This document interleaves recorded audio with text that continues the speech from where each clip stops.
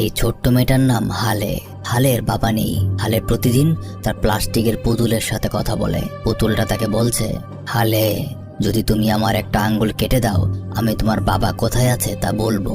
হালে তার কথা মতো পুতুলের আঙ্গুল কাটে দেয়, আর পুতুলের আঙ্গুল দিয়ে রক্ত বের হতে থাকে। একটা প্লাস্টিকের পুতুল কিভাবে কথা বলে, আর পুতুলের আঙ্গুল থেকে রক্তই বা বের হলো কিভাবে, এটাই জানবো আমাদের আজকের ভিডিওতে। আর হ্যাঁ, আমাদের আজকের এই গল্পটি সম্পূর্ণ সত্য ঘটনা। তাহলে চলুন গল্পটা শুরু করা যাক। গল্পের শুরুতেই দেখা যায় হালে একটা লোককে বাবা ডাকতে ডাকতে তার পিছু পিছু একটা ঘরের দিকে হেঁটে যাচ্ছে।